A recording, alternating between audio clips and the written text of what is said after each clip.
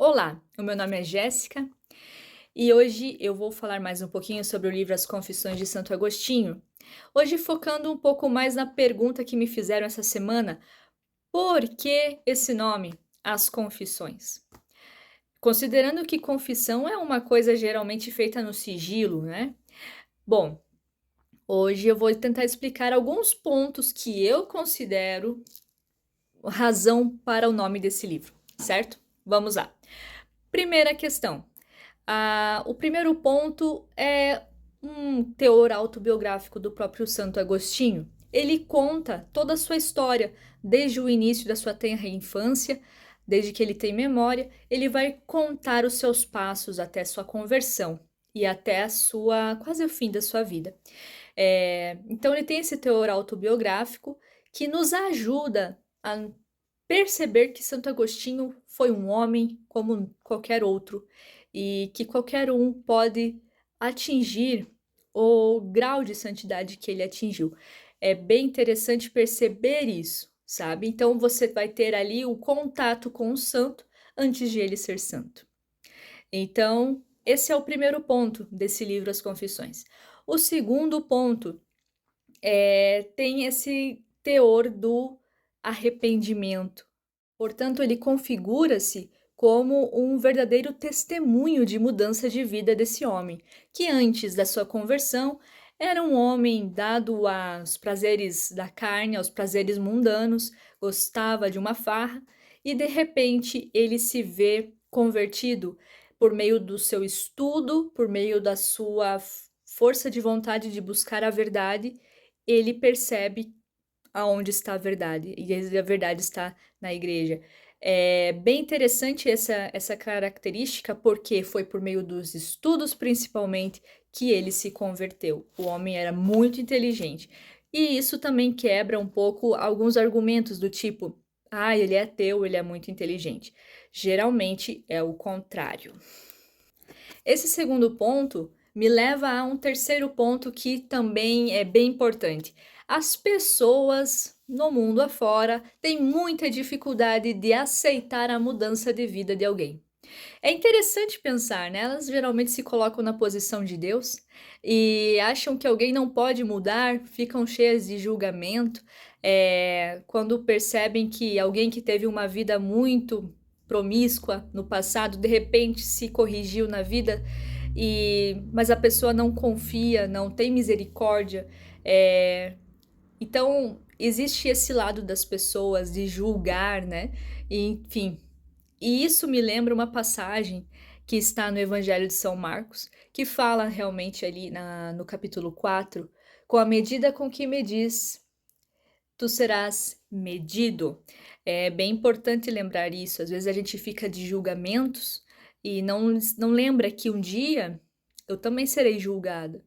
Conforme eu medi as pessoas, conforme eu julguei os outros, eu também terei o meu julgamento. Portanto, às vezes é melhor é, acreditar na mudança genuína das pessoas. Outro fator bem importante que aparece de uma forma muito evidente no livro é a humildade, o grau da virtude da humildade de Santo Agostinho. Porque quando ele confessou, quando ele escreveu esse livro, ele já era bispo.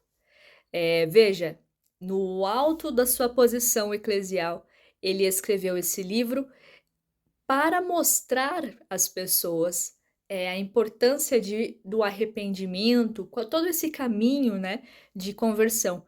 Então, veja o grau de humildade desse homem, que preferiu, então, escrever como ele era, todas as suas mazelas, e não se importou com essa questão, né, de, por exemplo, pensar que vai manchar sua reputação.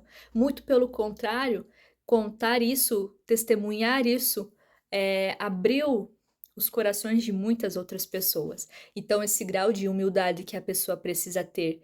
Inclusive, é preciso ser humilde ao confessar-se. Para quando a gente peca e se arrepende, a gente vai passar por um momento muito difícil, que é o ato de humilhar-se diante do sacerdote, pedindo o perdão, querendo emendar-se, querendo não fazer mais aquilo. Então, existe ali um grau de humildade que a gente vai trabalhando dentro do nosso ser, considerando que o ser humano é orgulhoso por excelência, devido ao nosso pecado original. Inclusive, esse orgulho danado, faz com que a gente geralmente olhe o sacerdote e pense: eu não vou confessar-me.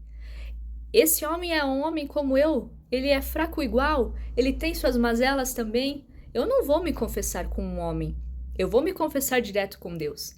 Veja, isso é realmente um erro muito grande, principalmente, né? Eu estou falando para os católicos. Isso é um erro gravíssimo, inclusive. E por quê? Ah, porque a igreja inventou a confissão? Muito pelo contrário, foi o próprio Jesus Cristo.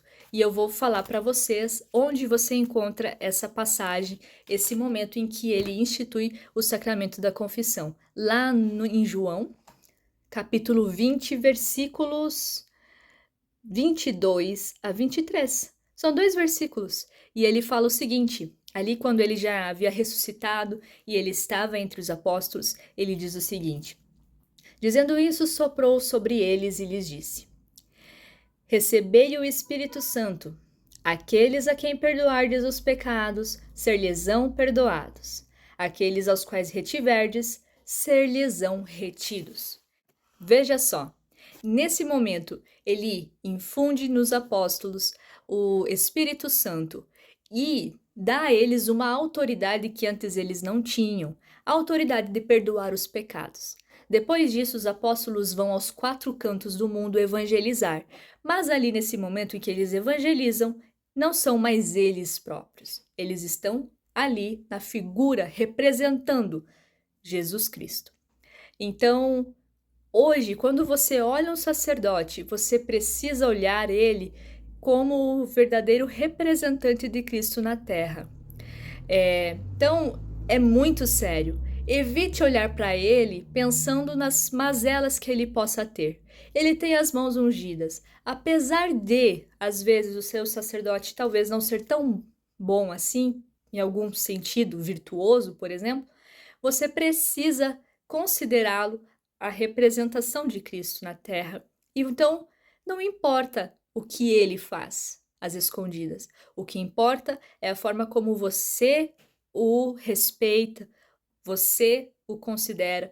Na hora da confissão, não olhe o sacerdote como um homem comum, olhe ele como Jesus Cristo e prostre-se diante dele, pedindo perdão humildemente. Não pensa nos outros, pensa em você. A porta é estreita. Ponto importante para justificar as confissões.